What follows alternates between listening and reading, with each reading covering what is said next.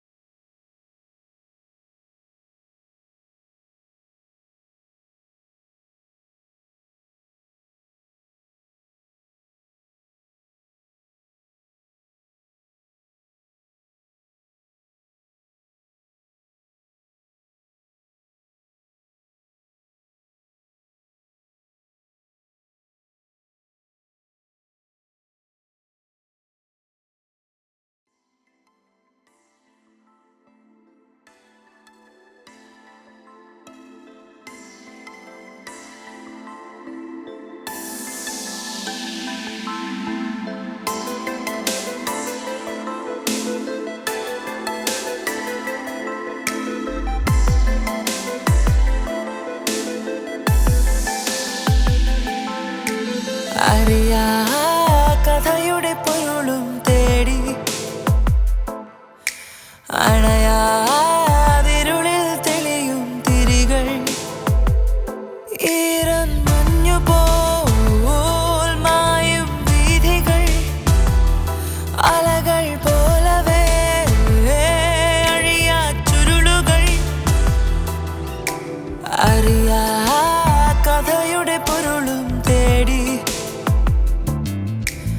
അണയാതിരുളിൽ തെളിയും തിരികൾ ഈറൻ മഞ്ഞു പോൽ മായും വീഥികൾ അലകൾ പോലവേ അഴിയാ ചുരുളുകൾ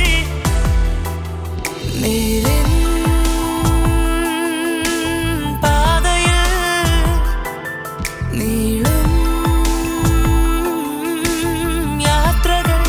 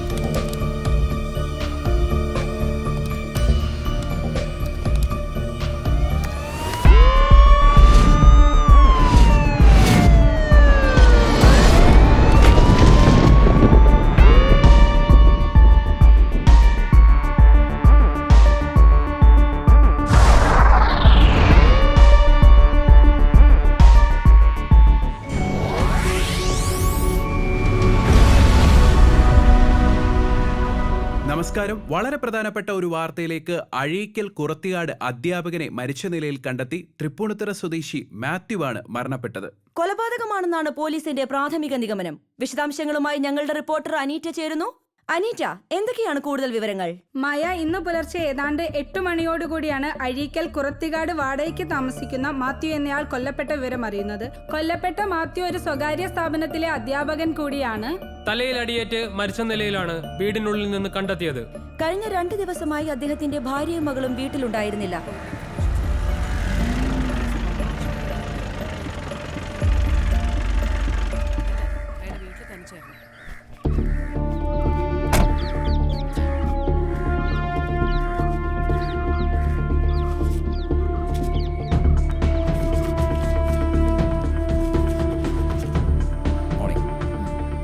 എന്തെങ്കിലും കിട്ടിയോ? തെളിവുകളെല്ലാം നശിപ്പിച്ചിട്ടുണ്ട്. ഒരു മുടി മാത്രം കിട്ടിയിട്ടുണ്ട്. അതൊരു പക്ഷേ കില്ലറുടേതാവാം. ഫിംഗർ പ്രിന്റ് എന്തെങ്കിലും? ഇല്ല, ഒന്നും കിട്ടിയിട്ടില്ല. അയാൾ ഗ്ലൗസ് ധരിക്കാൻ സാധ്യതയുണ്ട്. അത് മാത്രമല്ല, ഇവിടെയൊക്കെ മുളകൊടിയും വിതറിയിട്ടുണ്ട്. മറ്റെന്തെങ്കിലും? അവർ തമ്മിലൊരു ഫൈറ്റ് നടന്ന സാധ്യത എല്ലാം തന്നെ ഉണ്ട്. അങ്ങനെയാണെങ്കിൽ ഈ കില്ലറിന്റെ ഡെഡ് സ്കിൻ സെൽസ് മാത്യുവിന്റെ ഡ്രസ്സിൽ പറ്റിപ്പിടിച്ചിരിക്കാനുള്ള സാധ്യതയുണ്ട്. അയാൾ ഗ്ലൗസ് യൂസ് ചെയ്തെന്നല്ലേ പറഞ്ഞത്? പിന്നെങ്ങനെ? നമ്മുടെ ശരീരത്തിൽ നിന്ന് ഡെഡ് സ്കിൻ സെൽസ് കൊഴിഞ്ഞു പോയിക്കൊണ്ടേയിരിക്കും ഓൺ എ റെഗുലർ ബേസിസ്. പക്ഷെ നമ്മളത് അറിയാറില്ല.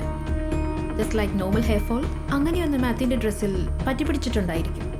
അത് കിട്ടിയാൽ അതിൽ നിന്ന് നമുക്ക് DNA എക്സ്ട്രാക്ട് ചെയ്യാൻ കഴിയും. Okay, let's see. ട്രാൻസ്പോർട്ടിലെത്തിയില്ലേ? എന്തായി കാര്യങ്ങൾ? ഒറ്റ നോട്ടത്തിൽ തന്നെ ഇതൊരു കൊലപാതകമാണ്. എൻ്റെ ഊഹം ശരിയാണെങ്കിൽ ഈ മരിച്ചയാൾക്ക് പരിചയമുള്ള ആരോ ഒരാളാണ് ഇത് ചെയ്തിരിക്കുന്നത്. മെറ്റീരിയൽ എവിഡൻസ് എന്തെങ്കിലും? അയാളുടെ ലാപ്ടോപ്പ് തുറന്നിരിക്കുകയായിരുന്നു. ചാർജ് തീർന്ന് ഓഫായിരുന്നു. പാസ്വേഡ് ഉള്ളത് കൊണ്ട് തുറക്കാനായി IT എക്സ്പെർട്സിനെ ഏൽപ്പിച്ചിരിക്കുക. ഫോണും ലോക്കാണ്. നിങ്ങൾക്ക് എന്ത് തോന്നുന്നു? കൊല്ലപ്പെട്ട മാത്യുവിൻ്റെ ഫോണും ലാപ്ടോപ്പും അൺലോക്ക് ചെയ്തു സർ. അയാൾ അവസാനമായി സംസാരിച്ചത് അടുത്ത സുഹൃത്ത് സജീവുമായിട്ടാണ്. അയാളിപ്പോൾ ഇവിടെ ഉണ്ട്. അതാണ് സർ പ്രശ്നം. അയാൾ ഇന്നലെ രാത്രി മദ്യത്തിലെ വിഷം കലർത്തി കുടിച്ച് മരിച്ചു. ആത്മാർത്ഥ സുഹൃത്ത് മരണപ്പെട്ടതറിഞ്ഞ വിഷമത്തിൽ അയാൾ ആത്മഹത്യ ചെയ്താവാം. അല്ലെങ്കിൽ ചിലപ്പോൾ താനും ഉടനെ കൊല്ലപ്പെട്ടേക്കാമെന്ന ഭയത്തിൽ അയാളെ വിഷം കഴിച്ചതും ആവാമല്ലോ.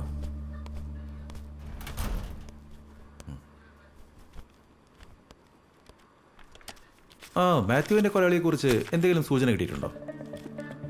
മാത്യുവിന് അത്രയ്ക്ക് അടുപ്പമുള്ള ആരോ ഒരാളാണ് കൊലയാളി. ഒന്നെങ്കിൽ സജീവ്, അല്ലെങ്കിൽ അങ്ങനെയുള്ള മറ്റാരെങ്കിലും. മാത്യുവിനെ കൊന്നതിന് പിടിക്കപ്പെടൂ എന്നുള്ള പേടി കൊണ്ടാവാം സജീവ് ആത്മഹത്യ ചെയ്തത്. അതിൽ സജീവ് എന്ന സാധ്യത ഇപ്പോഴേ കളയാം. കാരണം മാത്യു മരിച്ചത് ഇന്നലെ രാത്രി 10-നും 11-നും ഇടയ്ക്കാണെന്നാണ് ഡോക്ടറുടെ റിപ്പോർട്ട്. ആ സമയത്തെല്ലാം സജീവ് വീട്ടിലുണ്ടെന്ന് ടവർ ലൊക്കേഷൻ ട്രേസ് ചെയ്തപ്പോൾ മനസ്സിലായി. തന്നെയുമല്ല, ഒരിക്കലും പിടിക്കപ്പെടില്ലെന്ന് ഉറപ്പുവരുത്തിയിട്ടാണ് കൊലയാളി ആ വീട്ടിൽ നിന്ന് പോയിരിക്കുന്നത്. അപ്പോൾ കൊന്നത് സജീവാണെങ്കിൽ അതിൻ്റെ പേരിൽ അയാൾ ആത്മഹത്യ ചെയ്യേണ്ട ആവശ്യമില്ലല്ലോ. ചിലപ്പോൾ ഫോൺ വീട്ടിൽ വെച്ചിട്ടാണ് പോയതെങ്കിലോ? അങ്ങനൊരു സാധ്യത ഉണ്ടായിരുന്നു. പക്ഷേ ആ സമയത്ത് മാത്യുവിൻ്റെ കൊലയാളി സജീവുമായി മാത്യുവിൻ്റെ വാട്സപ്പിൽ ചാറ്റ് ചെയ്തിരുന്നു.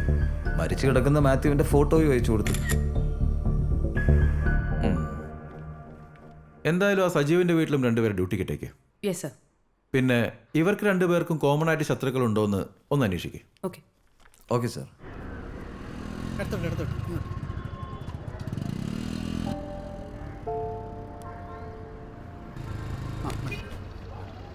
ഹെൽമെറ്റൊക്കെ വെക്കണം കേട്ടോ. ലൈസൻസും വേണം. ഓക്കോ.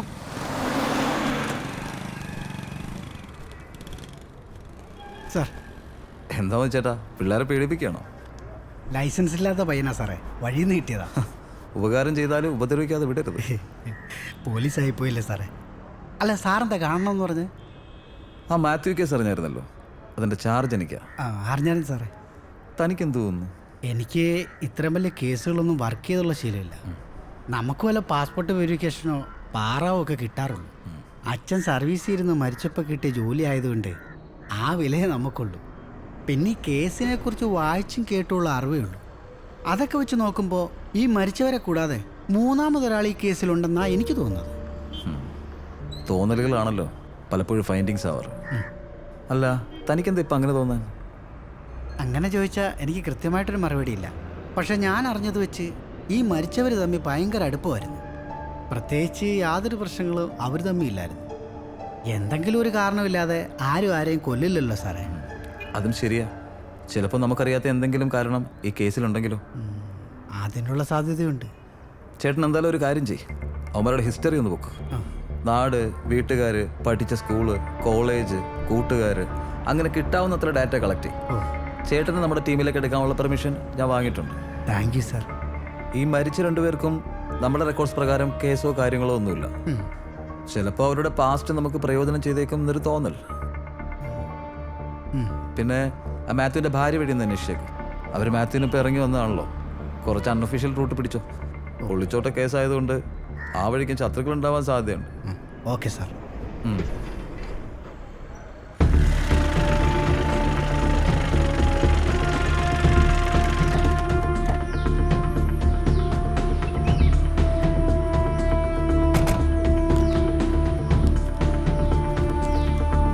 ഈ ആത്മഹത്യ ചെയ്തുകൊണ്ട് ഫോണിൻ്റെ ലോക്ക് എടുത്തായിരുന്നു. Phone ലോക്കറിലായിരുന്നു sir. ഫോൺ വേണമെങ്കിൽ സ്റ്റേഷനിൽ നിന്ന് എടുപ്പിക്കാം. അയാളുടെ കോൾ ഡീറ്റെയിൽസ് കൂടി ഒന്ന് എടുക്കണം. Okay okay sir.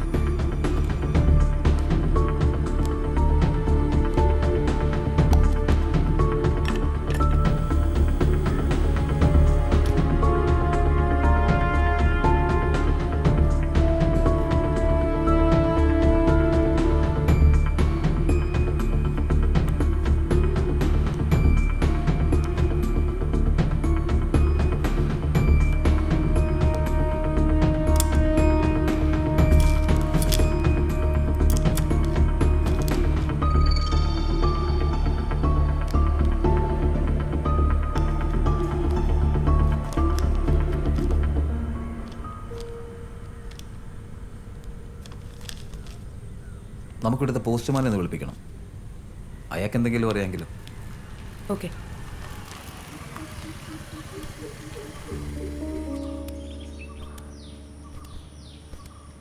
സർ, ഇദ്ദേഹമാണ് ഇവിടുത്തെ പോസ്റ്റ്മാൻ. ഈ മരിച്ചയാളുടെ സുഹൃത്തും കൂടിയാണ് ഇദ്ദേഹം.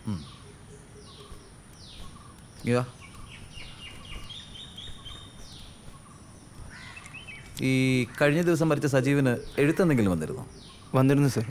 മാത്യുവിൻ്റെ കത്തായിരുന്നു. അത് അയച്ചയാളുടെ പേര് തനിക്കെങ്ങനെ ഇത്ര കൃത്യമായിട്ട് ഓർമ്മ വന്നു? സജീവിന് അങ്ങനെ ലെറ്ററോ പോസ്റ്റോ ഒന്നും വരാറില്ല സർ. അഥവാ വന്നാൽ തന്നെ പല ബാങ്കിലോ മറ്റോ ആയിരിക്കും. ഇന്നലെ വന്ന കത്തിൽ ഫ്രം അഡ്രസ് ഉണ്ടായിരുന്നില്ല. സജീവത അപ്പം തന്നെ തുറന്നു നോക്കി. ചോദിച്ചപ്പോൾ മാത്യുവിൻ്റെ കത്താണെന്ന് പറഞ്ഞു. മാത്രമല്ല മാത്യു നേരത്തെ ഇവിടെ താമസിച്ചിട്ടുണ്ടായിരുന്നല്ലോ. അങ്ങനെ എനിക്ക് അയാളെ പരിചയമുണ്ട്. പിന്നെ താൻ അയാളെ കണ്ടിരുന്നു? ഇല്ല സർ, അവസാനമായിട്ട് ഞാൻ കാണുന്നത് ആംബുലൻസിൽ. താൻ പോക്കോ, എന്തെങ്കിലും ആവശ്യമുണ്ടെങ്കിൽ വിളിപ്പിക്കും. ശരി സർ.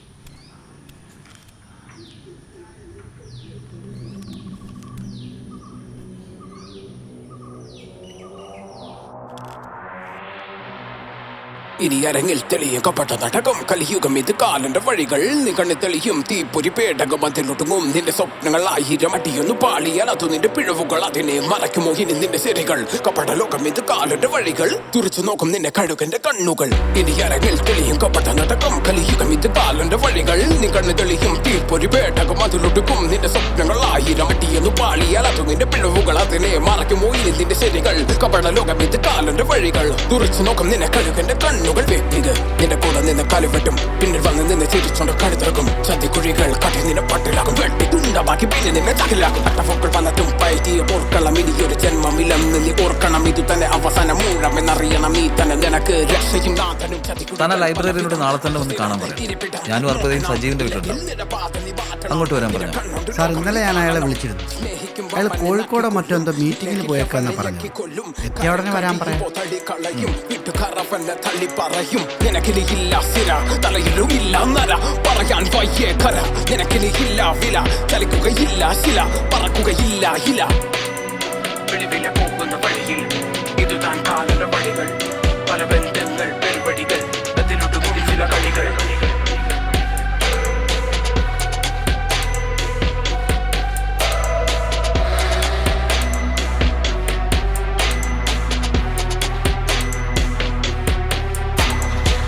ഇനി അരങ്ങിൽ തെളിയും കപട നാടകം കലിയുഗം ഇത് കാലന്റെ വഴികൾ നീ കണ്ണ് തെളിയും തീപ്പൊരി പേടകം അതിലൊടുക്കും നിന്റെ സ്വപ്നങ്ങൾ 1000 അടിയൊന്നു പാളിയാൽ അത് നിന്റെ പിഴവുകൾ അതിനെ മറയ്ക്കുമോ ഇനി നിന്റെ ശരികൾ കപട ലോകം ഇത് കാലന്റെ വഴികൾ തുറച്ചു നോക്കും നിന്നെ കഴുകന്റെ കണ്ണുകൾ നിന്റെ CA വിളിച്ചത് കേസിന്റെ സ്റ്റാറ്റസ്. നമസ്കാരം. എനിക്കൊരു ചെറിയ കാര്യം പറയാണ്ടായിരുന്നു. എന്ത് കാര്യം? ആരാ ചത്ത് കിടക്കുന്നതിൻ്റെ വെള്ളമ്പിൾ ഒന്ന് ഉടഞ്ഞു കഴിഞ്ഞാൽ എന്തെങ്കിലും വിവരം കിട്ടാതിരിക്കത്തില്ല. ബോധക്കേടൊക്കെ വെറും അഭിനയം. അവരാണ് ശരിയല്ല. പാതിരാത്രി പലപ്പോഴും ഒറ്റയ്ക്ക് ഞാൻ കണ്ടിട്ടുള്ളത് അവരെ. അപ്പം അതിൽ തന്നെ നമുക്ക് ഊഹിക്കാമല്ലോ. ഏത് ഒരു പെണ്ണ് രാത്രി പുറത്തു പോയി അവള് ശരിയല്ല. താനൊക്കെ ഏത് നൂറ്റാണ്ടിലാണോ ജീവിക്കുന്നത്? ഇനി മേലാൽ ഇമ്മാരി തോന്നി വർത്താനം കൊണ്ട് ഈ പരിസരത്ത് തന്നെ കണ്ടുപോരുത്. പോടാ. ഹലോ സാറേ, ആ മാത്യുവിൻ്റെ ഭാര്യ ഡിസ്ചാർജ് ആയിട്ടുണ്ട്. ഹെൽത്തൊക്കെ ഓക്കെ ആണെന്നാണ് പറയുന്നത്. അവരിപ്പോൾ ഒരു ഫ്രണ്ടിൻ്റെ വീട്ടിലാണ്. ഞാൻ അവരെ ഒന്ന് പോയി കാണട്ടെ സാറേ? ഓക്കെ സാറേ.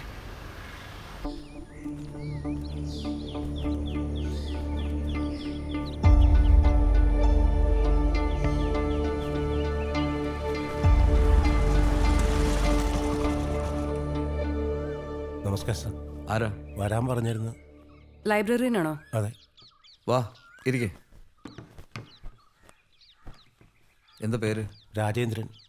ഈ സജീവനെ എങ്ങനെ അറിയാം? ഞാൻ വർക്ക് ചെയ്യുന്ന ലൈബ്രറിയിൽ വരാറുണ്ട്. നല്ലൊരു വായനക്കാരനായിരുന്നു.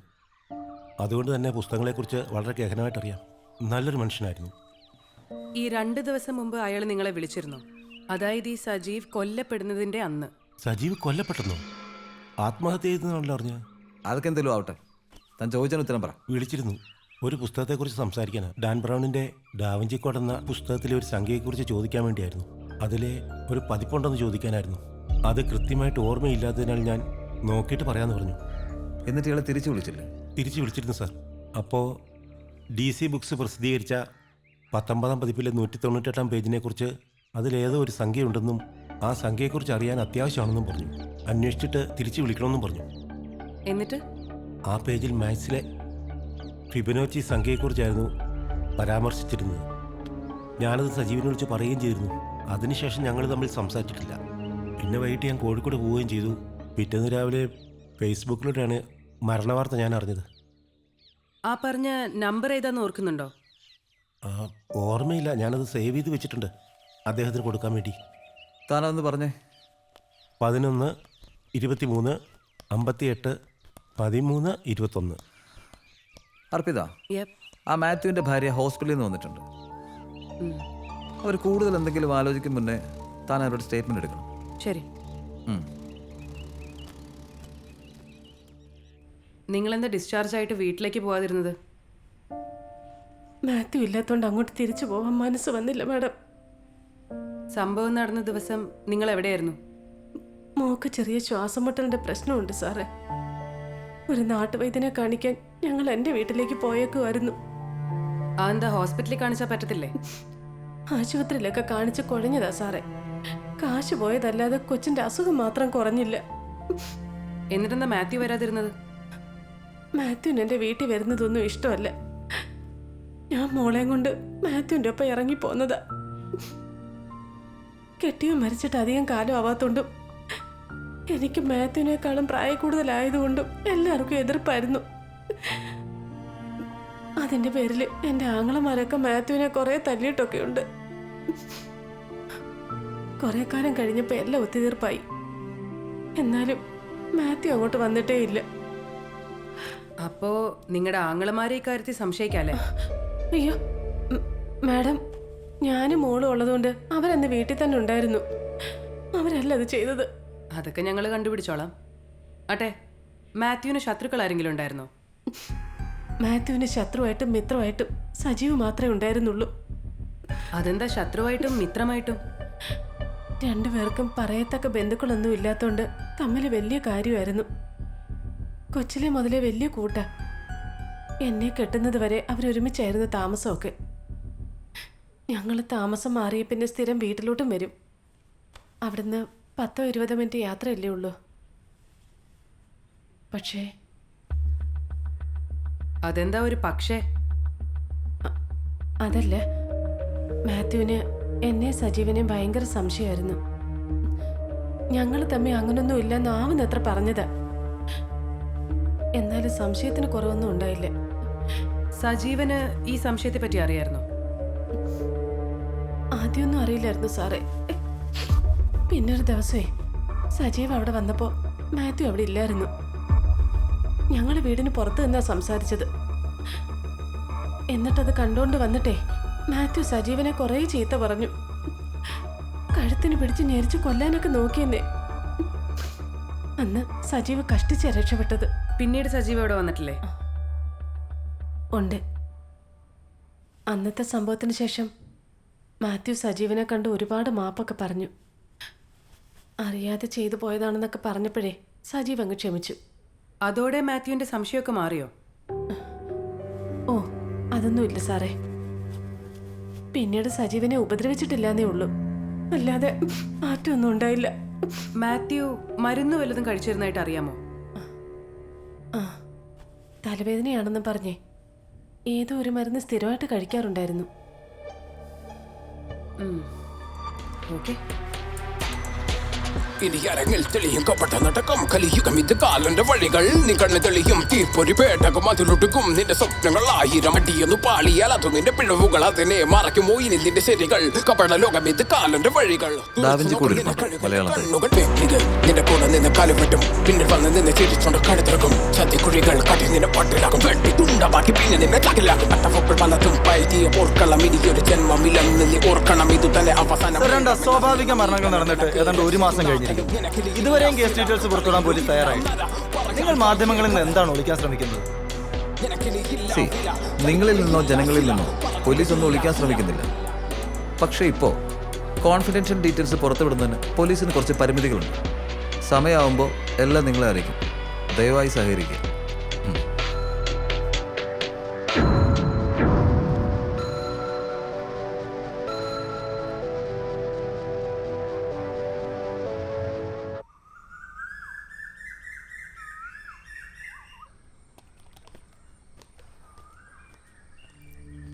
ഇല്ല സാർ, അത് അന്വേഷിക്കാം. Okay sir.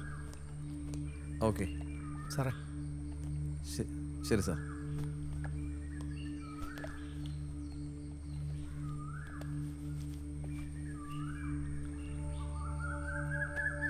എന്താ സാറേ, എന്തായാലും പ്രശ്നമുണ്ട്? ഏയ് ഒന്നുമില്ലടോ. ആ കേസിൻ്റെ കാര്യം തന്നെ ആലോചിച്ചിട്ടൊരു എത്തും പിടിയും കിട്ടുന്നില്ല. താൻ പോയ കാര്യം എന്തായി? അവന്മാരെക്കുറിച്ച് അന്വേഷിച്ചു. തൃപ്പൂണിത്തറയിലായിരുന്നു രണ്ടുപേരും ജനിച്ചതും വളർന്നതും ഒക്കെ. സ്കൂളിൽ പഠിക്കുമ്പോൾ തൊട്ട് രണ്ടുപേരും നല്ല കൂട്ടായിരുന്നു സാറേ. ചെറുപ്പത്തിലും പ്രത്യേകിച്ച് അലമ്പൊന്നുമില്ലാത്ത ടീമായിരുന്നു. ആ സജീവൻ്റെ കുടുംബം കടം കയറി ആത്മഹത്യ ചെയ്തതാ. ഒരുമിച്ച് വിഷം കഴിച്ചതാ. ഇവൻ മാത്രം ഭാഗ്യത്തിന് രക്ഷപ്പെട്ടു. പഠിത്തമൊക്കെ കഴിഞ്ഞ് ജോലിയുടെ ആവശ്യത്തിനായിട്ടാ രണ്ടുപേരും ഇപ്പം താമസിക്കുന്നിടത്തോട്ട് മാറിയത്. മാത്യുവിൻ്റെ അമ്മ എപ്പോഴും ചോദിച്ചിരിപ്പുണ്ട്. അവരെ വല്ലപ്പോഴും കാണാൻ ചെല്ലുന്നതല്ലാതെ രണ്ടുപേർക്കും ഇപ്പോൾ നാടുമായിട്ട് വലിയ ബന്ധമൊന്നുമില്ല സാർ. അന്ന് കൂടെ പഠിച്ച ആരെങ്കിലും കിട്ടിയോ? 1-2 പേരെ കിട്ടി. പക്ഷേ കേസിന് ഗുണം ചെയ്യുന്നതൊന്നും അവർക്കും പറയാനില്ല. പിന്നെ ആ മാത്യുവിൻ്റെ ഭാര്യ ലക്ഷ്മിയുടെ ഹിസ്റ്ററി ഇത്തിരി പ്രശ്നമാണ്. ആദ്യത്തെ വകയിലെ ഭർത്താവിൻ്റെ അനിയൻ കുറച്ച് റോങ്ങാ സാറേ. അവൻ ഈ മാത്യുവിനെയും ലക്ഷ്മിയും കൊല്ലുമെന്നൊക്കെ പലരോടും പറഞ്ഞതായിട്ട് അറിവ്. പക്ഷേ അവനും വലിയ ക്രിമിനൽ ബാക്ക്ഗ്രൗണ്ട്സ് ഒന്നുമില്ല. ഇത്ര പ്ലാൻഡായൊരു കൊല അവൻ ചെയ്യുമെന്നാ സാർ സംശയം. എന്തോ എൻ്റെ പേര്? അജയൻ. എന്താ ജോലി? ടൈലിൻ്റെ പണിയാ സാർ, പിന്നെ പ്ലംബിംഗ് ഉണ്ട്. സാർമാരെ വിളിപ്പിച്ചെന്തിനാന്ന് പറഞ്ഞില്ല. എന്താ സാറിന് പോയിട്ട് വല്ല ധൃതിയുണ്ടോ? സാറേ പണിയുണ്ട്. കുറച്ച് കഴിഞ്ഞിട്ട് പോയാൽ മതി. സ്വന്തം പണിയല്ല സാറേ, തച്ച ഹാഫ് ഡേ പോവും, അതുകൊണ്ടാ. നിന്റെ ഹാഫ് ഡേ?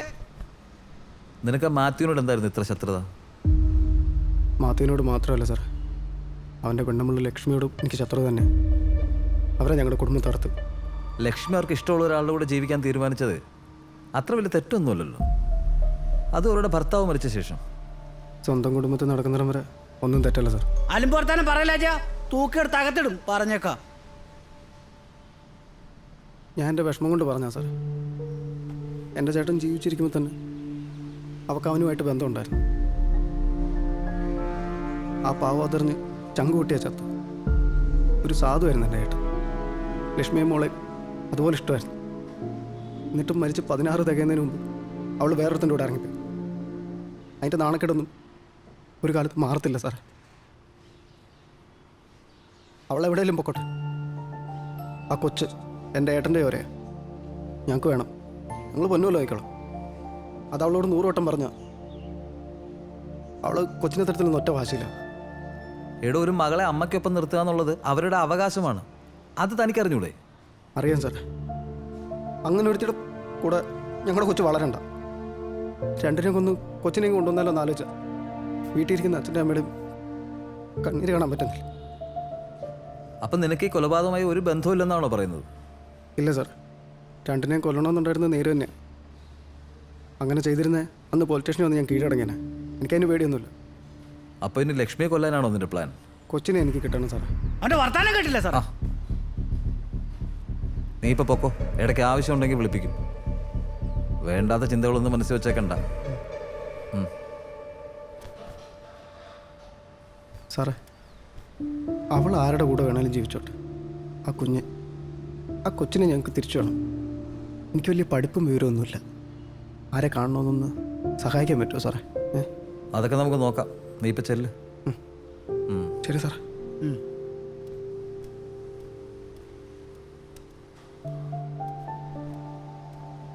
സാറിനെന്ത് തോന്നുന്നു? ഒരു ഉടായ്പ ഫീൽ ചെയ്യുന്നില്ലേ? ഓ, അവൻ ഇതിൽ പങ്കുള്ളതായിട്ടൊന്നും തോന്നുന്നില്ലടോ. ആ കേസിൻ്റെ കാര്യം എന്തായി? Any progress? അതൊരു കുഴഞ്ഞ അവസ്ഥയിലാണ് സർ. ഈ സജീവ് എന്ന് പറയുന്നവൻ ആത്മഹത്യ ചെയ്യാനുള്ള മാനസികാവസ്ഥയിലായിരുന്നു എന്നുള്ളതിൻ്റെ യാതൊരു ലക്ഷണവുമില്ല. പിന്നെ ആകെയുള്ളൊരു കാര്യം, ഒരു ലൈബ്രറിയനെ വിളിച്ചിട്ട് ഡാവിഞ്ചി കോഡ് എന്ന പുസ്തകത്തിൻ്റെ ഒരു പ്രത്യേക പതിപ്പിലെ ഒരു പേജിനെ കുറിച്ച് അന്വേഷിച്ചു എന്നുള്ളതാണ്. അത് കിട്ടിയോ? കിട്ടി സർ. അതൊരു നമ്പറാണ്. പക്ഷേ അത് എന്തിനാണ് അന്വേഷിച്ചതെന്ന് നമുക്ക് കണ്ടെത്താനായിട്ടില്ല. അന്നേ ദിവസം ആ ലൈബ്രറിയോട് അല്ലാതെ മറ്റാരോടും അയാൾ സംശയകരമായ രീതിയിൽ സംസാരിച്ചിട്ടുമില്ല. ഇനിയിപ്പോൾ മാത്യുവിൻ്റെയും സജീവിൻ്റെയും കമ്പ്യൂട്ടറിനെയും ഫോണിനെയും കുറിച്ച് സൈബർ ഫോറൻസിക്കിൻ്റെ റിപ്പോർട്ട് കൂടി വരാനുണ്ട്. കേസ് ഇത്ര സെൻസേഷനൊന്നും അല്ലാത്തതുകൊണ്ട് റിപ്പോർട്ട് വരാൻ വൈകുമായിരിക്കും. നിങ്ങളെന്തായാലും അവരൊന്ന് കോൺടാക്ട് ചെയ്യും. ഇട്ട് വൈകിപ്പിക്കാതെ റിപ്പോർട്ട് തരണമെന്ന് പറ. ഇനിയിപ്പോൾ ലോക്കൽ ബൈ ഇലക്ഷനൊക്കെ വരികയാണ്. രാഷ്ട്രീയക്കാർ ഇമേജ് സ്റ്റണ്ട് തുടങ്ങുന്നതിന് മുമ്പ് നമുക്കിത് തീരുമാനമാക്കണം. അല്ല, നിങ്ങൾ CCTV ഫൂട്ടേജ് ഒന്നും ചെക്ക് ചെയ്തിട്ടില്ലേ? അടുത്തുള്ള കടകളുടെ മറ്റോ? മാവേലിക്ക് പോലും പിടിയില്ലാത്ത ആ ഓണം കേറാ മൂലയിൽ ആര് CCTV വെക്കാനാണ് സർ? അത്ര വലിയ കടകളോ ഓഫീസുകളോ ഒന്നും ആ ഭാഗത്തില്ല. ആ മാത്യുവിൻ്റെ ഭാര്യ ചോദ്യം ചെയ്തിട്ട് എന്തെങ്കിലും കിട്ടിയോ? കുഞ്ഞിനെന്തോ അസുഖമായിട്ട് അവരൊരാഴ്ചയായിട്ട് അവരുടെ വീട്ടിലായിരുന്നു. ആ മൊഴി നമ്മൾ വെരിഫൈ ചെയ്തിട്ടുണ്ട്. അവരുടെ മൊഴിയും ലീഡ് ചെയ്യുന്നത് സജീവിലോട്ടാണ്.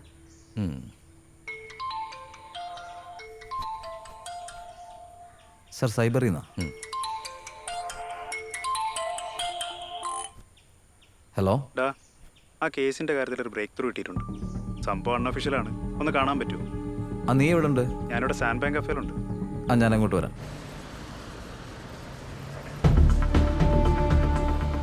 ആ മാത്യുവിൻ്റെ ലാപ്ടോപ്പ് പരിശോധിച്ചപ്പോൾ 1-2 കാര്യങ്ങൾ ശ്രദ്ധിച്ചു. അത് ചിലപ്പോൾ നിങ്ങൾക്ക് ഗുണം ചെയ്യുമെന്നുള്ളതുകൊണ്ടാണ് റിപ്പോർട്ടിന് കാത്തിക്കാതെ അങ്ങ് പറഞ്ഞേക്കാന്ന് വെച്ചത്. ഒരു കത്തിൻ്റെ സോഫ്റ്റ് കോപ്പി കിട്ടിയിട്ടുണ്ടാവും അല്ലേ? അത് മാത്രമല്ല, ഏതാണ്ട് അയാൾ കൊല്ലപ്പെടുന്ന അതേ സമയത്ത് തന്നെ അയാളുടെ ലാപ്ടോപ്പിൽ നിന്ന് 2 PDF ഫയൽ ഡിലീറ്റായി പോയിട്ടുണ്ട്. അത് ഞാൻ റിക്കവർ ചെയ്തിട്ടുണ്ട്. അതിലൊരെണ്ണം കത്താണ്, ബട്ട് മറ്റേത് പാസ്വേഡ് പ്രൊട്ടക്റ്റഡ് ആണ്. അത് വേണമെങ്കിൽ അൺലോക്ക് ചെയ്യാവുന്നതേ ഉള്ളൂ. 1123581321 ആണോ എൻ്റെ പാസ്വേഡ് നോക്കാൻ പറ്റുമോ?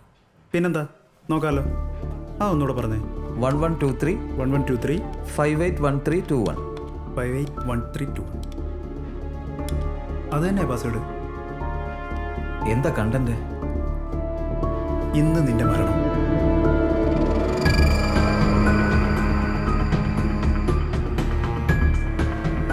അപ്പോ ആ കത്തിലുണ്ടായിരുന്ന എന്താ? അത് ഞാൻ നിനക്ക് അയക്കാം. എടാ, ഞാൻ ഇന്നലെ തന്ന 2 നമ്പറുകളിൽ മാത്യു കൊല്ലപ്പെട്ട ദിവസത്തെയും അതിന് മുമ്പുള്ള ദിവസത്തെയും ടവർ ലൊക്കേഷൻസ് ഒന്ന് ട്രേസ് ചെയ്യണം. ആ 2 നമ്പറുകളും എപ്പോഴെങ്കിലും ഒരേ ടവറിന് കീഴിൽ വന്നിട്ടുണ്ടോ എന്ന് അറിയണം. കോൾ ഡീറ്റെയിൽസ് ഞാൻ സ്റ്റേഷനിൽ വിളിച്ചെടുത്തോളാം. ചിലപ്പോൾ ഞാൻ നിന്നെ കുറച്ചുകൂടെ ബുദ്ധിമുട്ടിക്കും. ഒന്നും തോന്നരുത്. ഒന്ന് പോണം മിസ്റ്റർ. നീ വലിയ ഡയലോഗൊന്നും അടിക്കണ്ട. എന്തെങ്കിലും ആവശ്യമുണ്ടെങ്കിൽ വിളിക്കാൻ നോക്ക്. എന്നാൽ പിന്നെ ഞാൻ ഇറങ്ങാം. പോയിട്ടിത്തിരി പണിയുണ്ടേ.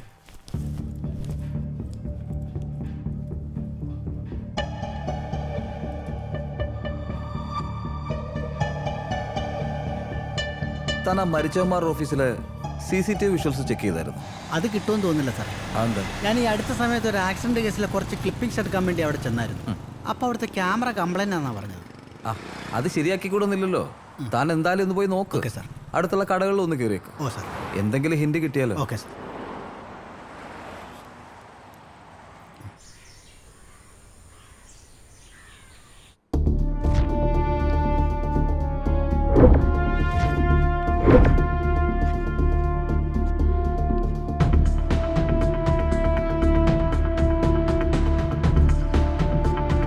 സജീവനെ എന്തിന് മാത്യു കൊല്ലാനൊരുങ്ങണം?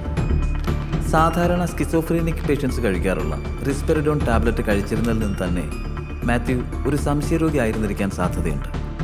ഒരു പക്ഷേ അപ്രതീക്ഷിതമായ എന്തെങ്കിലും സാഹചര്യത്തിൽ സജീവിനെയും ലക്ഷ്മിയെയും അയാൾ ഒരുമിച്ച് കണ്ടിരിക്കാൻ. നിങ്ങൾ പോയില്ല? ഞങ്ങൾ ഇറങ്ങാൻ തുടങ്ങുമായിരുന്നു. അപ്പോഴാണ് സജീവ് വന്നത്. സംസാരിച്ചിട്ട് പോകാമെന്ന് വിചാരിച്ചു. നീ എപ്പോ വന്ന്? ഞാനിവിടെ അടുത്തൊരു സ്ഥലം വരെ പോയപ്പോൾ ലക്ഷ്മിയെ കണ്ട് ഇങ്ങോട്ടൊന്ന് കയറിയെന്നേ ഉള്ളൂ.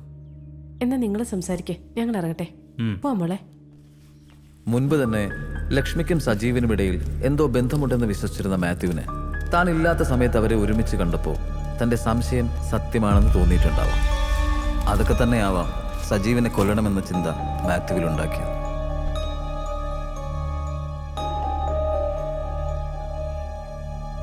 അല്ല സാറേ, ആ സജീവ് എന്ന് പറയുന്നവൻ ആത്മഹത്യ ചെയ്തതാന്ന് നമുക്ക് ഉറപ്പിക്കാവോ? അതെന്താണോ താൻ അങ്ങനെ ചോദിച്ചത്? അല്ല, ഈ സജീവ് എന്ന് പറയുന്നവന് പ്രശ്നങ്ങളൊന്നും ഉണ്ടാകാൻ ഒന്നുമില്ലായിരുന്നല്ലോ. ഇനി നമ്മൾ കണ്ടുപിടിച്ച പോലെ മാത്യുവിനെ അയാളാണ് കൊന്നതെങ്കിലും തെളിവുകളെല്ലാം നശിപ്പിച്ചിട്ട് ആത്മഹത്യ ചെയ്യേണ്ട കാര്യമുണ്ടോ? അത് തന്നെയാണല്ലോ നമ്മളെ കുഴപ്പിക്കുന്ന പ്രധാന പ്രശ്നം. താനത് വീണ്ടും വീണ്ടും പറഞ്ഞ് ടെൻഷൻ കൂട്ടാറുള്ളൂ. അതല്ല സാറേ, എൻ്റെ സംശയം വേറൊന്ന്. ഈ സജീവന് അബദ്ധം പറ്റിയാണെങ്കിലോ? മാത്യുവിനെ കൊന്നതോ? അതല്ല സാറേ, ഈ സൈനയുടെ ഉള്ളിൽ ചെന്നാണല്ലോ സജീവ് മരിച്ചത്. ഈ വിരുദ്ധാഹാരം വല്ലതും പണി പറ്റിച്ചാണോ എന്നെനിക്കൊരു സംശയം. അല്ല, മണ്ടത്തരമാണെങ്കിൽ സാർ ക്ഷമിക്കണേ. എടോ, ഈ വിരുദ്ധാഹാരം എന്ന് പറയുന്നതേ കാരണവന്മാർ പറയുന്ന പോലെ അത്ര പ്രശ്നമുള്ള കാര്യമൊന്നുമല്ല. ഏതെങ്കിലും 2-3 സാധനങ്ങൾ ഒന്നിച്ച് കഴിച്ചാൽ പെട്ടെന്നൊന്നും ആരും തട്ടിപ്പോകുന്ന കേസല്ല. സാറേ, അയാൾ വയറ്റമ്മ കുടിച്ചിട്ട് വറുത്ത ബദാം പരിപ്പ് കഴിച്ചിട്ടുണ്ട്. അത് ചിലപ്പോൾ വല്ല റിയാക്ഷനും നടന്ന് സൈനൈഡ് ആണെങ്കിലോ?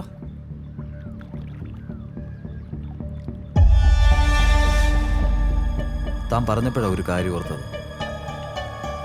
ഈ കേസിൽ നമ്മൾ ശ്രദ്ധിക്കാതെ പോയൊരു കാര്യമുണ്ട്.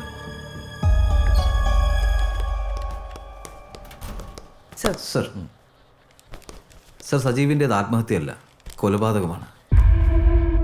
കൊന്നത് മാത്യു. അതെങ്ങനെ ശരിയാവും?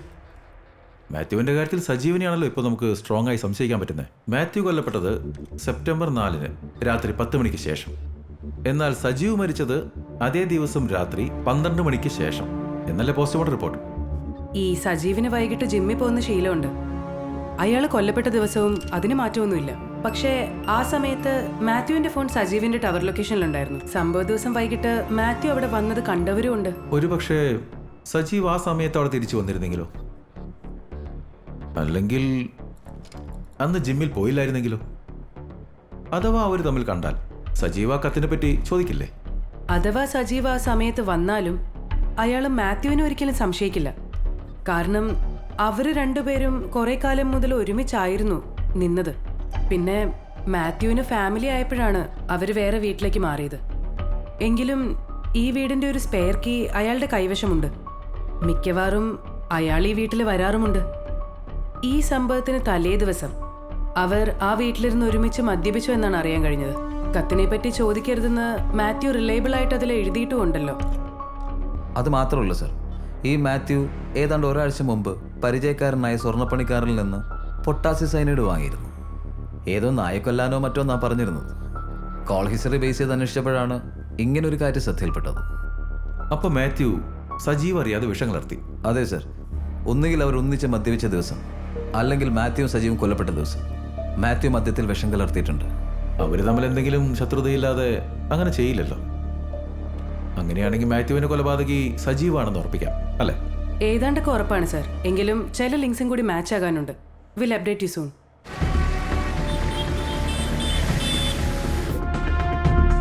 മാത്യു വാങ്ങിയ പൊട്ടാസ്യം സയനൈഡ് എങ്ങനെ സജീവിന്റെ മധ്യത്തിലെത്തി?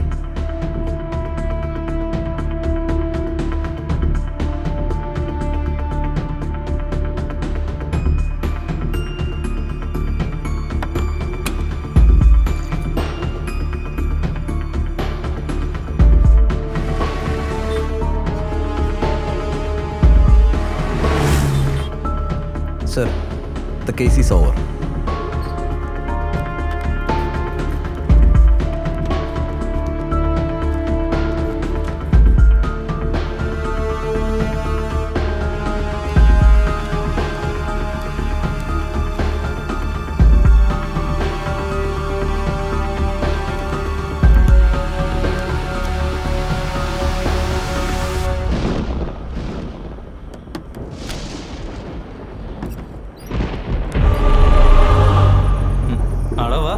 എന്താ ഈ നേരത്ത് കൈ ഗ്ലൗസ് ഒക്കെ ഇട്ട് ഓട്ടിക്കാൻ ഇറങ്ങിയാണോ?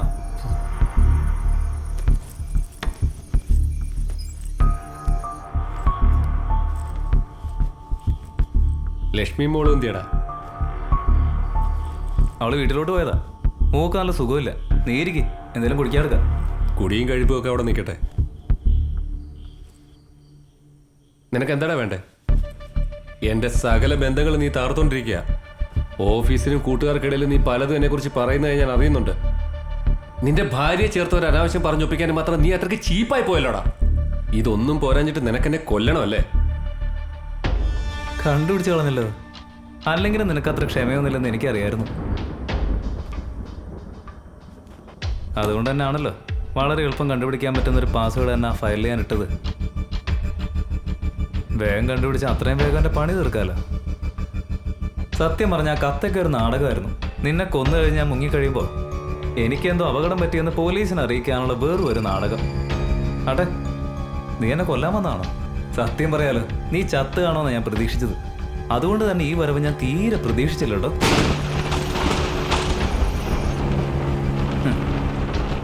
എന്തായാലും വന്നതല്ലേ, കൊന്നിട്ട് പോ. പക്ഷേ എന്നാലും നീ മരിക്കും.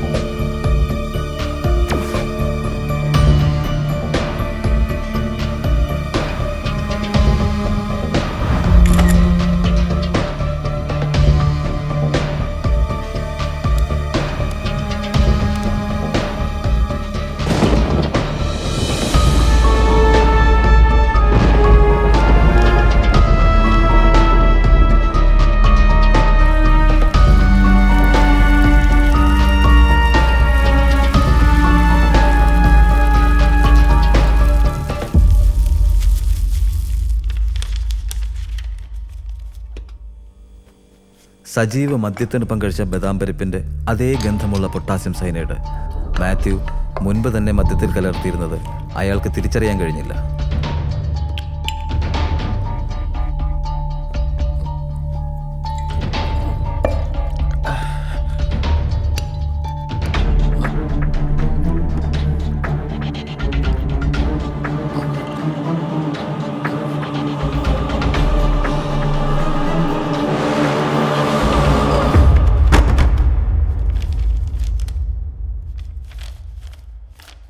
ഈ മാത്യു സജീവിനെ കൊല്ലാനുണ്ടായ കാരണം?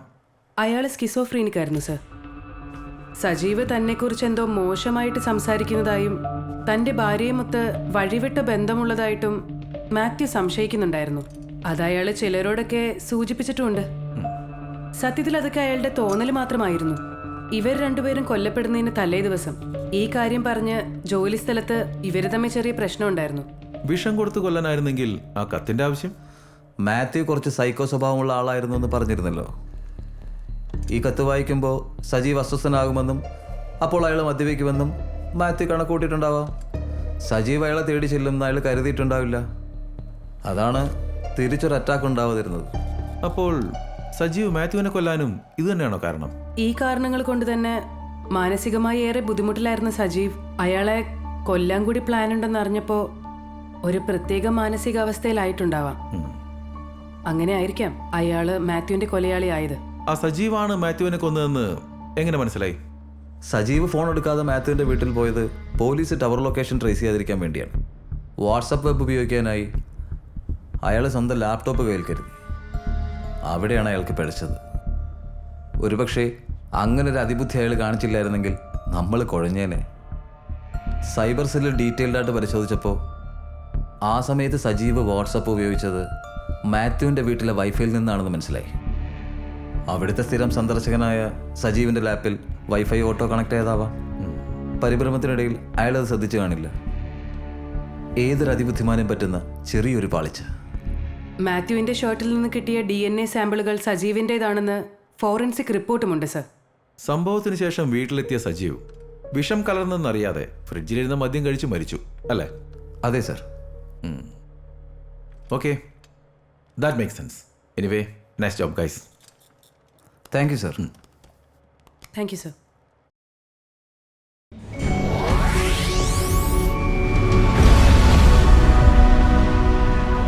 നമസ്കാരം. കുറത്തിയാട്ടെ അധ്യാപകരുടെ മരണം കൊലപാതകമാണെന്നാണ് പോലീസ് സ്ഥിരീകരിച്ചിരിക്കുന്നത്. മാത്യു എന്നാളെ കൊലപ്പെടുത്തിയത് തന്റെ സുഹൃത്തായ സജീവാണ് എന്ന് നേരത്തെ പോലീസ് തെളിയിച്ചിരുന്നു. എന്നാൽ സജീവിന്റെ മരണം ആത്മഹത്യയാണ് എന്ന് തന്നെയാണ് നാട്ടുകാരും പോലീസും വിശ്വസിച്ചിരുന്നത്.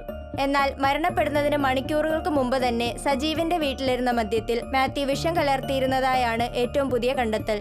വ്യത്യസ്ത സമയങ്ങളിൽ രണ്ടുപേർ പരസ്പരം കൊലപ്പെടുത്തുക എന്ന അത്യപൂർവതയുള്ള കേസാണ് ഇപ്പോൾ പോലീസ് അതിവിജയകരമായി തെളിയിച്ചിരിക്കുന്നത്. എന്തായാലും ഒരു തലവേദന ഒഴിച്ചിട്ടി. Good job. Okay okay sir. ഇനി ഒരു ബ്രേക്ക് എടുക്കാം. Thank you sir.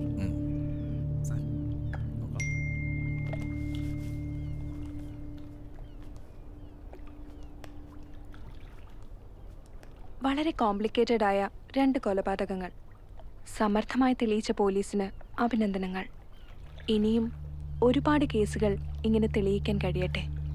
ക്ഷമിക്കണം, ഇങ്ങനെ തെളിയിക്കാനല്ല, നന്നായി തെളിയിക്കാൻ കഴിയട്ടെ എന്ന് ആശംസിക്കുന്നു. അവിടെ എവിടെയും തൊടാതെയുള്ള ഈ സംസാരം നിങ്ങൾക്കൊക്കെ ബോറടിക്കുമെന്നറിയാം. അല്ലെങ്കിൽ തന്നെ നമ്മുടെയൊക്കെ ജീവിതം ആരും ബോറല്ലേ സർ? നമുക്ക് വിഷയത്തിലേക്ക് വരാം. നിങ്ങൾ പൂർണ്ണമായി ജയിച്ചു എന്ന് കരുതുന്ന ആ കൊലപാതക കേസിലെ ചില പരാജയങ്ങൾ കൂടി അറിയിക്കണമെന്ന് തോന്നി. ഒന്നിനുമല്ല, വെറുതെ ഒരു സാധുവിൻ്റെ ആത്മാവിന് മോക്ഷം കിട്ടാൻ വേണ്ടിയെങ്കിലും.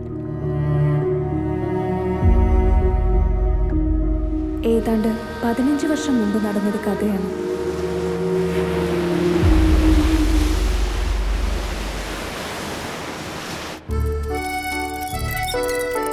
പത്താം ക്ലാസ്സുകാരായ 3 കൂട്ടുകാരുടെ കഥ. പഠിക്കാനും കളിക്കാനും എല്ലാം അവരൊരുമിച്ചായിരുന്നു.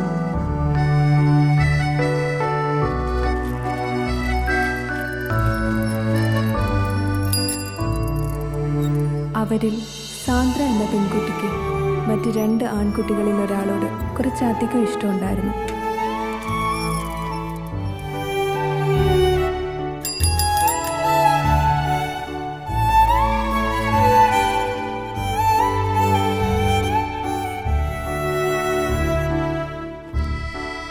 എന്നും എന്തെങ്കിലും ഒന്ന് അവനായി അവൾ കരുതിയിരുന്നു. ചിലപ്പോൾ ഒരു പേന, അല്ലെങ്കിൽ ഒരു പുസ്തകം, അതുമല്ലെങ്കിൽ ഒരു മിഠായി, അങ്ങനെ എന്തെങ്കിലും.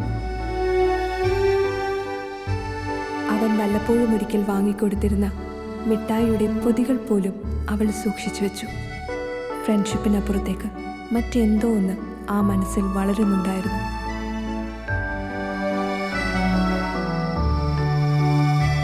ഒരു ദിവസം അവൾ അവനൊരു ലവ് ലെറ്റർ എഴുതി.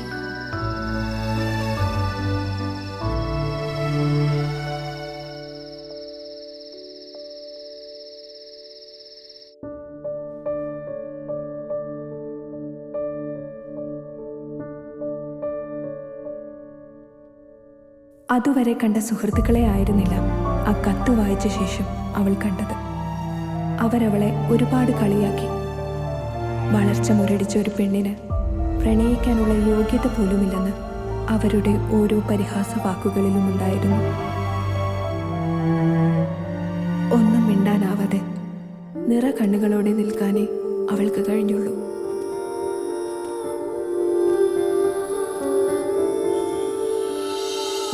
അന്നു രാത്രി ഭക്ഷണം കഴിച്ചു കിടന്ന സാന്ദ്ര പിന്നെ ഉണർന്നില്ല.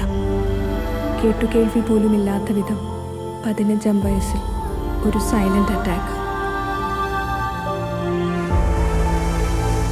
അത്രമേൽ സ്നേഹിക്കുകയും വിശ്വസിക്കുകയും ചെയ്തവരിൽ നിന്നുള്ള കുത്തുവാക്കുകൾ ഒരു പക്ഷേ ആ കുഞ്ഞു ഹൃദയത്തിന് താങ്ങാൻ പറ്റുന്നതിലും അപ്പുറമായിരുന്നിരിക്കണം.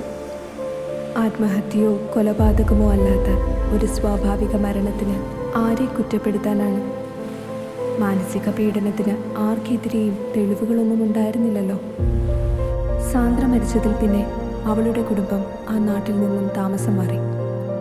അന്നത്തെ ആ ആൺകുട്ടികൾ വളർന്നു വലുതായി ഡിഗ്രിയും PGയും ഒക്കെ എടുത്തു. വർഷങ്ങളേറെ കഴിഞ്ഞിട്ടും അവർ ഇണപിരിയാത്ത സുഹൃത്തുക്കളായി തുടർന്നു. ഒരേ സ്ഥാപനത്തിൽ ജോലി പോലും നേടി. ആ സുഹൃത്തുക്കളാണ് നിങ്ങൾ അന്വേഷിച്ച കേസിലെ സജീവും മാത്യുവും. മെറീന എന്ന പേരിൽ അതേ ഓഫീസിൽ റിസപ്ഷനിസ്റ്റായി ജോലി നേടിയ ഞാൻ അന്നത്തെ സാന്ദ്രയുടെ അനിയത്തിയും.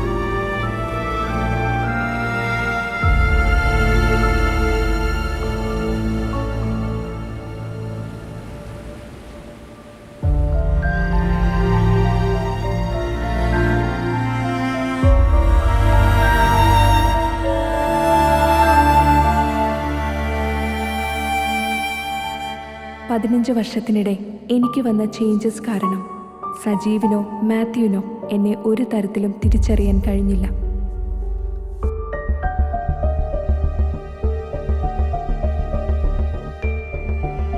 അവർക്ക് ഞാൻ പുതിയതായി വന്നൊരു റിസപ്ഷനിസ്റ്റ് മാത്രമായിരുന്നു.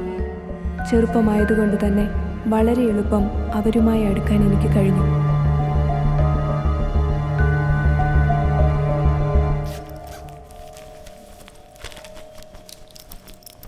അപ്പൊ ശരിയെന്നാ, നാളെ കാണാം.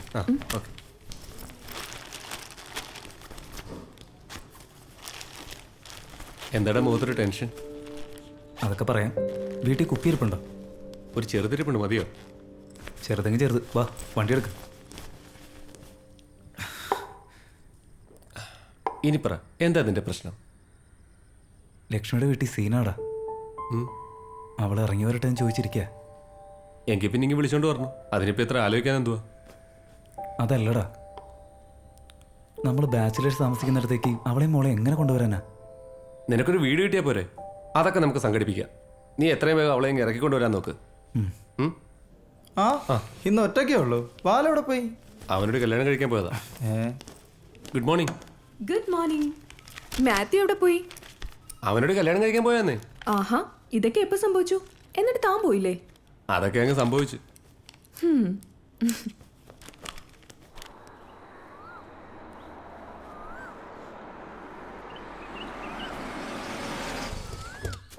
പിന്നീടുള്ള ഓരോ നിമിഷങ്ങളിലും അവർക്കിടയിൽ പകയുണ്ടാക്കാൻ ഞാൻ ശ്രദ്ധിച്ചു. ലക്ഷ്മി, സൗകര്യങ്ങളൊക്കെ കുറവാ, ഒന്ന് അഡ്ജസ്റ്റ് ചെയ്യണം. 2 ദിവസമല്ലേ ആയുള്ളൂ ഇവിടെ. അതൊന്നും സാരമില്ലളിയാ. സൗകര്യങ്ങളൊക്കെ ആയി കഴിഞ്ഞിട്ട് ഞങ്ങൾ എല്ലാരും കൂടെ ഒരു ദിവസം ഇങ്ങോട്ട് കയറി വരും. ലക്ഷ്മി, ഒരു മിനിറ്റ് ഒന്ന് വന്നേ. ഇരിക്കടോ, നിങ്ങൾ ഇങ്ങോട്ട് ഇരിക്കേ. ഞാനിവിടെ ഇരുന്നോളാം.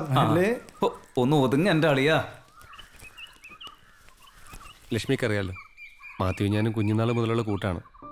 കക്ഷിക്കൊരു പിടിവിട്ട ജീവിതമാണ്. അവൻ്റെ രീതികളൊക്കെ ലക്ഷ്മിക്ക് അറിയാമെന്ന് എനിക്കറിയാം. എങ്കിലും പറഞ്ഞതേ ഉള്ളൂ. ചെറുപ്പത്തിൽ എന്തോ ഒരു ചെറിയ വിഷമം ഉണ്ടായതിൻ്റെ പേരിൽ ഇപ്പോഴും ഇടയ്ക്കൊക്കെ ഓർത്ത് സങ്കടപ്പെടുന്ന ആളാണ്. അത് കാരണം ചെറിയ സൈക്കാട്രിക് മെഡിസിൻ കഴിക്കുന്നുമുണ്ട്.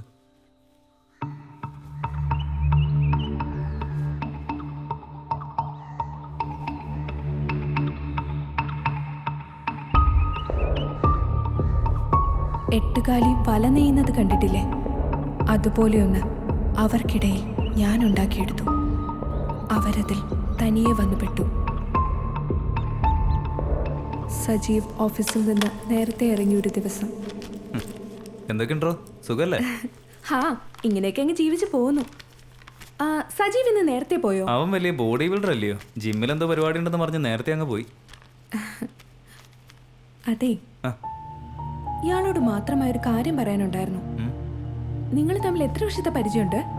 ഇവിടെ വന്നിട്ടാണോ കൂട്ടായത്? ഞങ്ങൾ പണ്ട് മുതലുള്ള ഫ്രണ്ട്സ് ആടോ. ഇപ്പൊ എന്താ ഇങ്ങനെ ഒരു ചോദ്യം? ഏയ് ഒന്നുമില്ല. അപ്പൊ ശരി, നാളെ കാണാം. അല്ല, തനിക്കെന്താ പറയാനുണ്ടെന്ന് പറഞ്ഞിട്ട്? അത് ഞാൻ മറന്നുപോയി. ഓർക്കുമ്പോ പറയാം. താൻ മറന്നു നല്ലെന്നറിയാം, പറയാങ്കി പറയും. ഹേയ് അല്ല, സത്യം, വേറൊരു ദിവസം പറയാം. ശരി, പറയണം. പറയാന്നേ. അതെ, നമ്മൾ ഈ സംസാരിച്ചത് സജീവ് അറിയണ്ട. ഇല്ലില്ല, പോട്ടാന്നാ.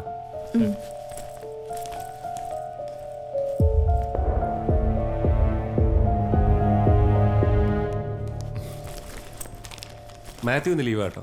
ആ, ആളിപ്പോ വിളിച്ച് വെച്ചതേ ഉള്ളൂ. ഓഹോ, അപ്പൊ അന്തർധാര സജീവമാണ്. ഓ, അന്തർധാരയൊക്കെ അവിടെയല്ലേ? ലക്ഷ്മി ചേച്ചി എന്ത് പറയുന്നു? മാത്യുവിന്റെ ഭാര്യയുടെ കാര്യം എന്നോട് ചോദിച്ചാൽ ഞാൻ എങ്ങനെ അറിയാനാ? അത് അവനോടല്ലേ ചോദിക്കണ്ടേ? അങ്ങനല്ലല്ലോ ഞാൻ അറിഞ്ഞത്. താൻ സീരിയസ് ആയിട്ടാണോ? ബാക്കിയുള്ളവർക്ക് അറിയാവുന്നതേ എനിക്കും അറിയൂ. വെറുതെ എന്നെ അതിലോട്ട് വലിച്ചിടല്ലേ. എടോ, ഞാനൊന്നും അറിഞ്ഞായിട്ട് പോലും ഭാവിക്കില്ല. താൻ കാര്യം പറ. നിങ്ങൾ തമ്മിൽ എന്തോ ചുറ്റിക്കളി ഉണ്ടെന്ന് മാത്രമേ മാത്യു എന്നോട് പറഞ്ഞിട്ടുള്ളൂ. കൂടുതലൊന്നും ചോദിക്കരുത്. സോറി.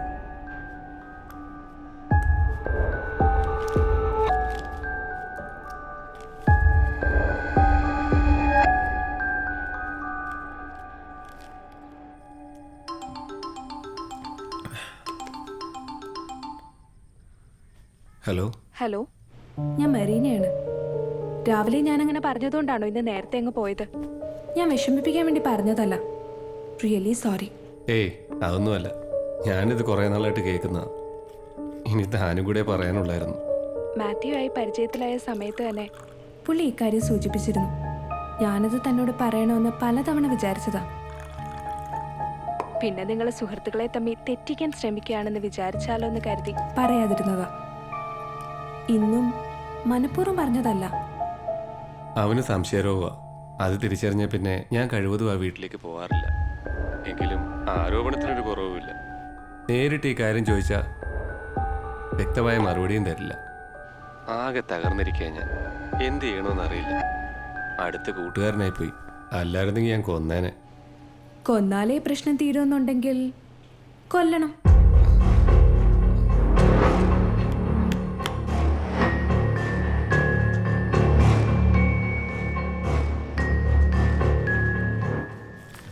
Good morning.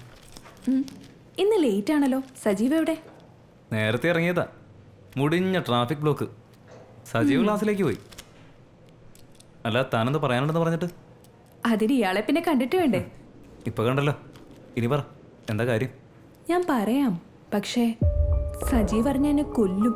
താനയാളോട് ചോദിക്കില്ല എന്ന് ഉറപ്പ് വരണം. ഇല്ലടോ, താൻ സസ്പെൻസ് ഇടാതെ കാര്യം പറ. തനിക്കൊരു സാന്ദ്ര അറിയാമോ? കുറേ സാന്ദ്രമാരെ അറിയാലോ. അതിലേത് സാന്ദ്രയാ വേണ്ടത്? ഇയാൾക്കും സജീവിനും മാത്രം അറിയാവുന്ന ഒരു സാന്ദ്ര. നിങ്ങളുടെ ചൈൽഡ്ഹുഡ് ഫ്രണ്ട് ആയിരുന്ന സാന്ദ്ര മാത്യു കാരനാണ് മരിച്ചതെന്ന് സജീവ് കുറച്ച് ദിവസം മുമ്പേ തന്നെ പറഞ്ഞാൽ ഞാനത് ഇയാളോട് പറയാൻ മടിച്ചതാ. നിങ്ങൾ തമ്മിലുള്ള അടുപ്പം ഞാൻ കാരണം ഇല്ലാതാകരുതല്ലോ, അതാ.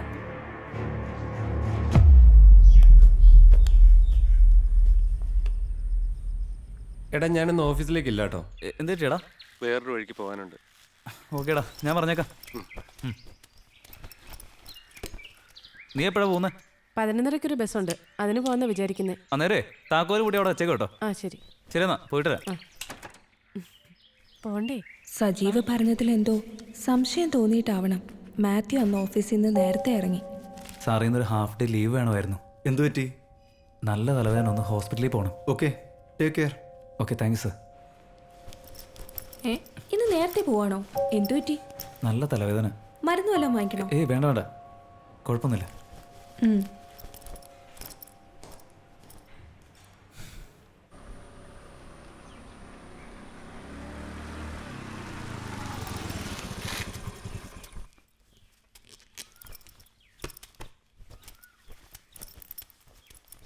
നിങ്ങൾ പോയില്ലയോ? ഞങ്ങൾ ഇറങ്ങാൻ തുടങ്ങുമായിരുന്നു. അപ്പോഴാ സജീവ് വന്നത്. സംസാരിച്ചിട്ട് പോകാമെന്ന് വിചാരിച്ചു. നീ എപ്പോ വന്നു? ഞാനിവിടെ അടുത്തൊരു സ്ഥലം വരെ പോയപ്പോൾ ലക്ഷ്മിയെ കണ്ട് ഇങ്ങോട്ടൊന്ന് കയറിയെന്നേ ഉള്ളൂ. എന്നാൽ നിങ്ങൾ സംസാരിക്കേ, ഞങ്ങൾ ഇറങ്ങട്ടെ. പോവാം മോളെ, വാ.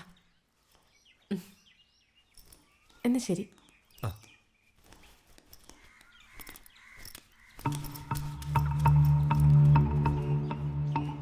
ശരി, എന്നാ ഞാനും ഇറങ്ങും. പിന്നെ കാണാം. ഓക്കെ.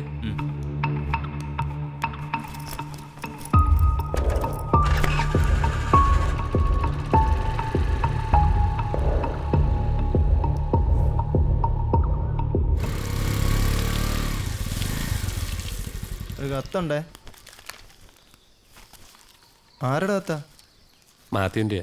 മാത്യു നാട്ടിലൊന്നും ഇല്ലേ കത്തൊക്കെ ആകാനായിട്ട്? അവൻ്റെ ഓരോ വട്ടുകൾ. ഈ കത്ത് കിട്ടിയാലുടൻ നമ്മുടെ കോമൺ മെയിൽ നീ ഓപ്പൺ ആക്കി ഡ്രാഫ്റ്റ്സ് ഫോൾഡറിലുള്ള PDF ഡൗൺലോഡ് ചെയ്ത് ഏതെങ്കിലും ഒരു രഹസ്യ സ്ഥലത്ത് സൂക്ഷിക്കണം. It's password protected. ഹിന്റ് ഇതിൽ തന്നെയുണ്ട്. അതുമായി ബന്ധപ്പെട്ട് നമ്മൾ അടുത്തിടെ സംസാരിച്ച പുസ്തകം 19ാം പതിപ്പ് DC books July 2019 page number 198. പിന്നെ എന്നെ വിളിക്കുമ്പോഴോ മെസ്സേജ് അയക്കുമ്പോഴോ നേരിട്ട് കണ്ടാൽ പോലുമോ നീ ഇതേപ്പറ്റി ഒന്നും ചോദിക്കാനോ സംസാരിക്കാനോ പാടില്ല. കാരണം അത് ചിലപ്പോൾ നമ്മുടെ രണ്ടുപേരുടെയും ജീവന് ഭീഷണി ഉണ്ടാക്കും. ഈ കത്ത് ചിലപ്പോൾ നീ മാത്രമായിരിക്കില്ല വായിക്കാൻ സാധ്യത. അതുകൊണ്ടാണ് പാസ്വേഡ് ഡയറക്റ്റായി പറയാത്തത്. പിന്നെ ഒരു കാര്യം, എന്തെങ്കിലും അസ്വാഭാവികമായി സംഭവിക്കുന്നത് വരെ ആ PDF ഓപ്പൺ ആക്കാൻ പാടില്ല എന്നത് പ്രത്യേകം ശ്രദ്ധിക്കണം. കാര്യം മനസ്സിലായാലുടൻ ഈ ലെറ്റർ കത്തിച്ചു കളയണം.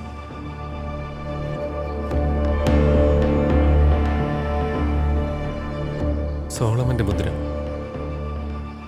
The da Vinci code. Hello hello, ഞാൻ സജീവ. മാത്യു വന്നായിരുന്നോ? ഇല്ല, ഇന്ന് ലീവ് വിളിച്ചു പറഞ്ഞു. പിന്നെ താനൊന്ന് സൂക്ഷിക്കണം കേട്ടോ. അതെന്താ താൻ അങ്ങനെ പറഞ്ഞു? ഇന്നലെ താൻ പോയി കഴിഞ്ഞ് മാത്യു എന്നോട് കുറേ നേരം സംസാരിച്ചു. വിഷയം നമ്മൾ നേരത്തെ സംസാരിച്ചൊക്കെ തന്നെ. പക്ഷെ തന്നെ ഇനി ജീവനോടെ വെച്ചേക്കില്ലെന്നൊക്കെ പറഞ്ഞാ പോയത്. അത് പറയാനാ സത്യത്തിൽ ഞാനിപ്പോൾ വിളിച്ചത്. എനിക്കൊരു കത്ത് വന്നു.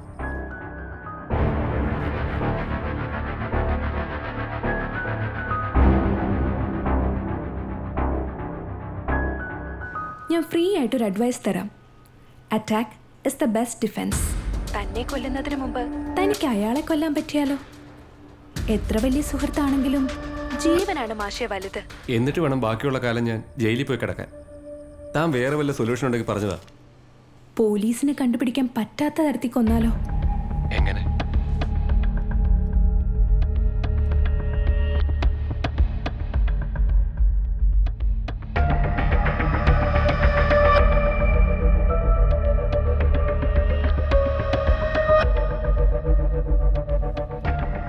ലക്ഷ്യം മാർഗത്തെ സാധൂകരിക്കുമെന്ന് കേട്ടിട്ടില്ലേ? Go ahead.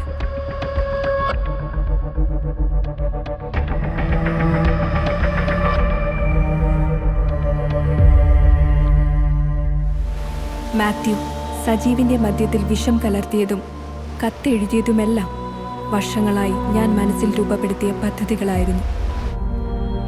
ബാക്കിയെല്ലാം നിങ്ങൾക്കറിവുള്ള കഥ. ഈ കഥ ഇവിടെ അവസാനിക്കട്ടെ. ഇതിൻ്റെ പേരിൽ എന്നെ ട്രേസ് ചെയ്യാനോ കേസെടുക്കാനോ ശ്രമിക്കണ്ട. കാരണം ഒരു ആത്മഹത്യാക്കുറിപ്പ് പോലുമില്ലാത്ത ഈ കേസിൽ മാനസിക പീഡനത്തിനോ മർഡർ പ്ലാൻ ചെയ്തതിനോ തെളിവുകളില്ലല്ലോ സർ. എൻ്റെ ചേച്ചിയുടെ മരണം പോലെ മരീന എന്ന ഞാൻ ഇവിടെ ഇല്ലാതാകുന്നു. അന്വേഷിച്ച് പരിഹാസരാകണ്ട എന്ന് വീണ്ടും ഓർമ്മിപ്പിക്കുന്നു. ഇനിയും സാന്ദ്രമാർ ഇവിടെ ഉണ്ടാകാതിരിക്കട്ടെ. പ്രണയിക്കാനും ജീവിക്കാനും വിവാഹം കഴിക്കാനുമൊക്കെ ഓരോ മനുഷ്യജീവിക്കും അവകാശമുണ്ടെന്ന് മനസ്സിലാക്കാൻ കഴിയാത്ത സജീവും മാത്യുവുമൊക്കെ ഭൂമിക്ക് ഭാരം തന്നെയാണ് sir. May their souls don't rest in peace.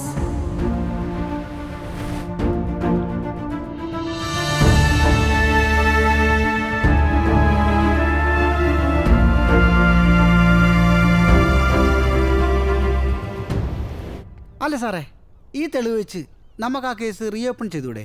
അതുകൊണ്ടൊന്നും പ്രത്യേകിച്ച് കാര്യമില്ലടോ. അതല്ല സാറേ, നമ്മളെയൊക്കെ പൊട്ടന്മാരാക്കിയിട്ട് അവളെ അങ്ങനെ വെറുതെ വിടുന്ന ശരിയല്ലല്ലോ.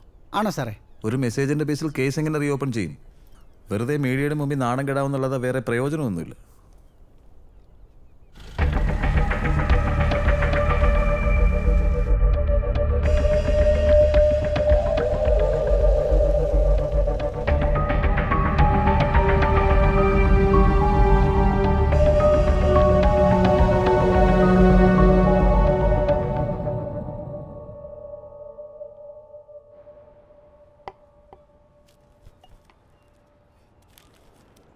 സാറേ, ഇടിച്ചിട്ട് നിർത്താതെ പോയ കേസിൻ്റെ കുറച്ച് വിഷ്വൽസ് കിട്ടിയിട്ടുണ്ട്.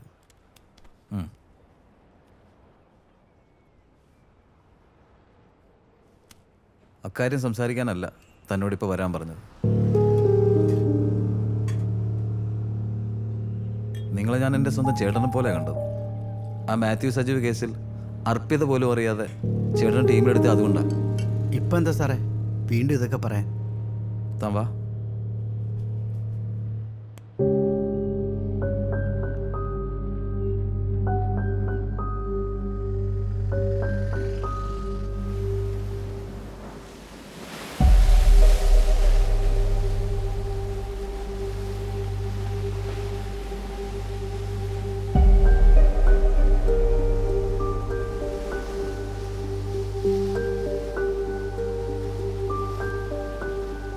സാറേ,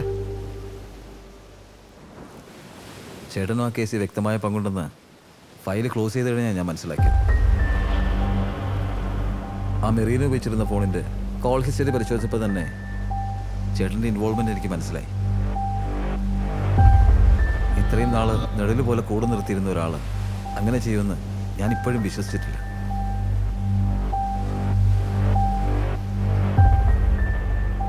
ചേട്ടൻ തന്നെ പറയണം, ഞാൻ മനസ്സിലാക്കിയതൊക്കെ സത്യമാണ്.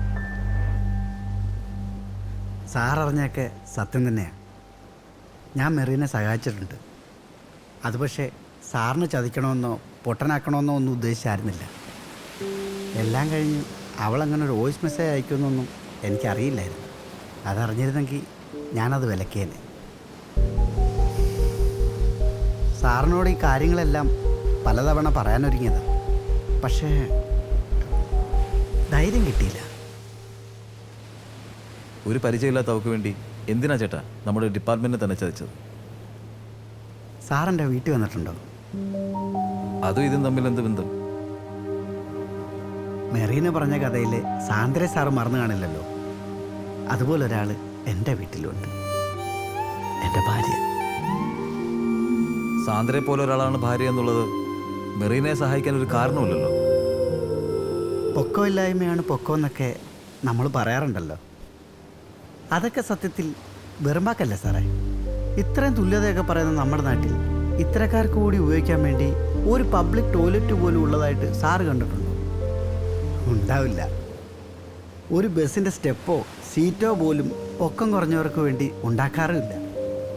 പൊക്കമുള്ള നമ്മുടെയൊക്കെ ഇടയ്ക്ക് ഒരുപാട് കോംപ്രമൈസ് ചെയ്തിട്ടാണ് സാറേ അവർ ജീവിക്കുന്നത്. കല്യാണവും പ്രണയവും ഒക്കെ അവരിലേറെ പേർക്കും വെറും സ്വപ്നങ്ങൾ മാത്രമാണ്, പ്രത്യേകിച്ച് പെൺകുട്ടികൾക്ക്. അങ്ങനെയുള്ള മക്കളെ പ്രസവിച്ചതിന് സ്വന്തം ഭർത്താവും വീട്ടുകാരും പോലും തള്ളിപ്പറയുന്ന ഒരുപാട് അമ്മമാരും ഉണ്ട് സാറേ നമുക്കിടയിൽ. എന്തിന് അങ്ങനെ ഒരാളെ കല്യാണം കഴിച്ച എന്തിനാണെന്ന് എന്നോട് തന്നെ എത്രയോ പേര് ചോദിച്ചിരിക്കുന്നു. അവർക്കെല്ലാം സംശയം ഞങ്ങൾക്ക് കുട്ടികളുണ്ടാവുമെന്ന്. കുട്ടികളെ ഉണ്ടാക്കാൻ വേണ്ടി മാത്രമല്ലല്ലോ സാറേ കല്യാണം കഴിക്കുന്നത്. ചേട്ടൻ ഈ പറയുന്നതൊക്കെ ശരിയായിരിക്കാം, പക്ഷെ അതൊന്നും ഒരു കൊലയ്ക്ക് കൂട്ടു നിൽക്കാനുള്ള കാരണങ്ങളല്ലല്ലോ. എല്ലാവർക്കും പേഴ്സണൽ പ്രോബ്ലംസ് ഉണ്ട്. ഈ പറയുന്ന എനിക്കുണ്ട്. അത് ചിലതൊക്കെ ചേട്ടനും അറിയാം. പക്ഷേ നമ്മൾ യൂണിഫോം ഇട്ട് കഴിഞ്ഞാലുണ്ടല്ലോ, അവിടെ പിന്നെ പേഴ്സണൽ ഇഷ്യൂസിനൊന്നും സ്ഥാനമില്ല. അതറിയാം സാറേ. പക്ഷേ സാന്ദ്രയെ പോലുള്ള ഒരാളോടൊപ്പം ജീവിച്ച് അവരുടെ പ്രശ്നങ്ങളൊക്കെ മനസ്സിലാക്കിയ ഞാൻ ആ കുട്ടിക്ക് വേണ്ടി അത്രയെങ്കിലും ചെയ്യണ്ടേ സാറേ? ഒരിക്കൽ ഒരു ആക്സിഡൻ്റ് കേസുമായി ബന്ധപ്പെട്ട് മെറീനയുടെ ഓഫീസിലെ CCTV വിഷ്വൽസ് എടുക്കാൻ വേണ്ടി ചെന്നപ്പോൾ തോന്നിയ ചെറിയൊരു സംശയം കാരണം മെറീനെ രഹസ്യമായി ഒന്ന് ചോദ്യം ചെയ്തപ്പോഴാണ് സാന്ദ്രയുടെ കഥയും മാത്യുവിനും സജീവിനും ആ കുട്ടിയുടെ മരണത്തിലുള്ള പങ്കുമൊക്കെ എനിക്ക് മനസ്സിലായത്. എല്ലാം കേട്ട് കഴിഞ്ഞപ്പോൾ മെറീനെ സഹായിക്കണമെന്ന് എൻ്റെ മനസ്സാക്ഷിക്ക് തോന്നി. അതിലെനിക്ക് കുറ്റബോധമൊന്നുമില്ല സാറേ. നിയമത്തിന് മുമ്പിൽ ഇമോഷൻസിന് സ്ഥാനമില്ല ചേട്ടാ. അറിഞ്ഞോ അറിയാതെയോ ചേട്ടൻ കൂട്ടുനിന്നത് വളരെ വലിയൊരു തെറ്റിനാണ്. ഇത്രയും നാളത്തെ സർവീസിനിടയിൽ എനിക്ക് കിട്ടിയ വലിയൊരു അടിയായിരുന്നത്. സാരമില്ല, അവളെ പൂട്ടാനുള്ള എന്തെങ്കിലും ഒന്ന് കാലം എനിക്ക് കൊണ്ടുതരും.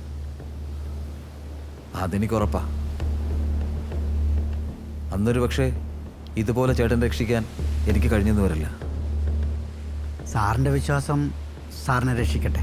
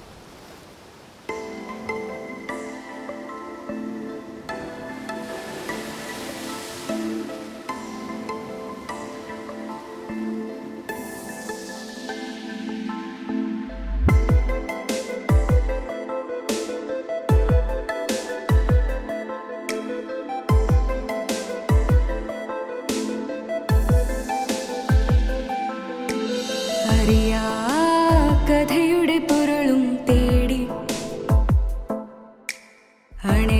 അണയാതിരുളിൽ തെളിയും തിരികൾ ഈരൻ മഞ്ഞു പോൽ നായും വീഥികൾ അലകൾ പോലവേ അഴിയാ ചുരുളുകൾ അറിയാ കഥയുടെ പൊരുളും തേടി അണയാതിരുളിൽ തെളിയും തിരികൾ ഈരൻ മഞ്ഞു പോൽ നായും വീഥികൾ അലകൾ പോലവേ അഴിയാ ചുരുളുകൾ നീരിൻ പാതയിൽ നീളും